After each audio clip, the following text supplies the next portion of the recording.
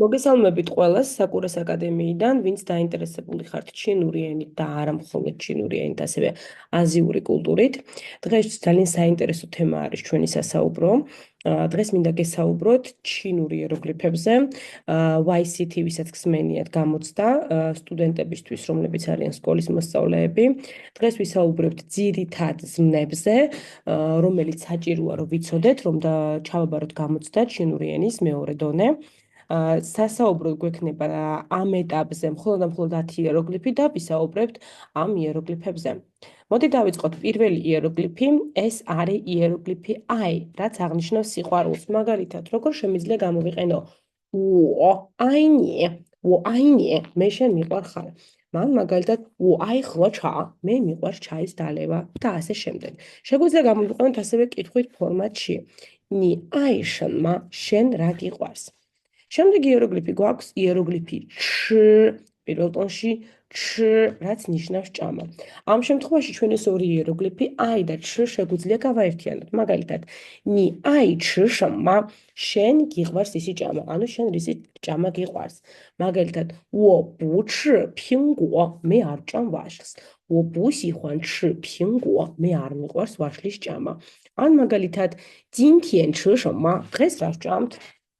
გადავიდეთ მოდი შემდეგი იეროგლიფზე, ეს არის იეროგლიფი და დიენხვა, ტელეფონზე დარეკვა. იეროგლიფი და ზოგადად ნიშნავს დარტყმას, როდესაც ტელეფონზე ვურტყავთ, და დიენხვა იქნება ტელეფონზე დარეკვა.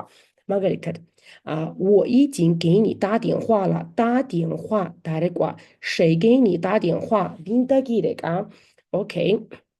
晚一点我会给你打电话, მოგვიანებით მე შენ დაგირეკავ და ასე შემდეგ. შემდეგი იეროგლიფი გვაქვს დუ, რომელიც არის კითხვა. აქ მითითებული მაქვს, რომ ეს არის ხმამაღალი კითხვა. რატომ არის ეს მაინც ხმამაღალი კითხვა?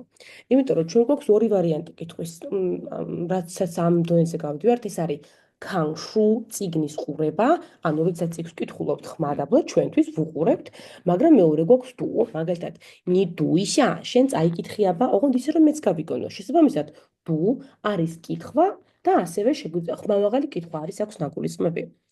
შემდეგი იეროგლიფი, მოდი ეს იეროგლიფი ერთად განვიხილოთ.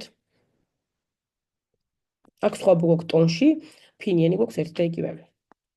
უეი, მეორე ტონში, უეი არის უკან დაბრუნება.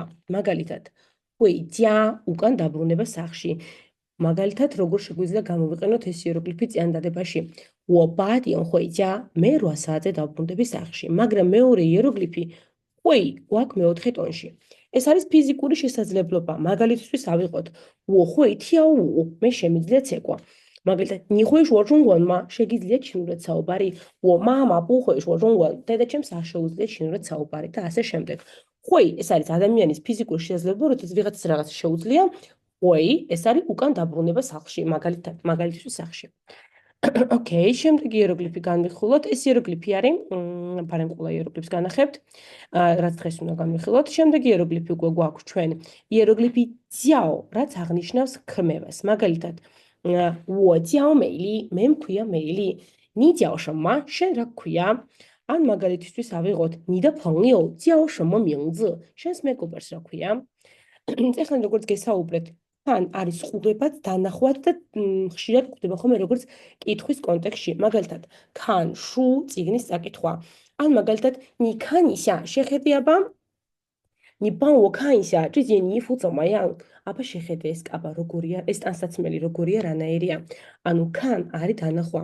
ასევე 今天我去看我的朋友, დღეს მე მივიდივარ ჩემი მეგობრის სანახვად.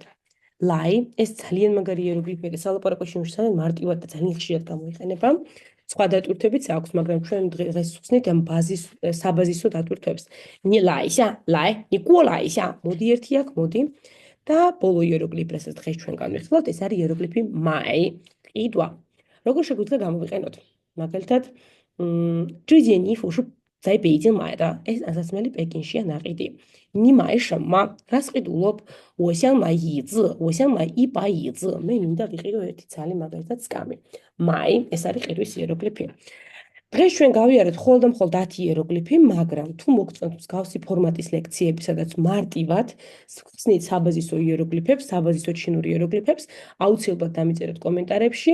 დამიწერეთ ასევე თუ რა ტიპის ვიდეოებს იხილავდით და აუცილებლად შევეცდები დროულად ჩაგიწეროთ. ეხლა კი გემშვიდობებით, დამატებითი კითხვებისთვის და დამატებითი ინფორმაციის მისაღებად მივუძვდებ ჩემ მეილსაც, Facebook-საც და შეგიძლიათ დამეკონტაქტოთ, მე შევეცდები დროულად გიპასუხოთ. ნახვამდის.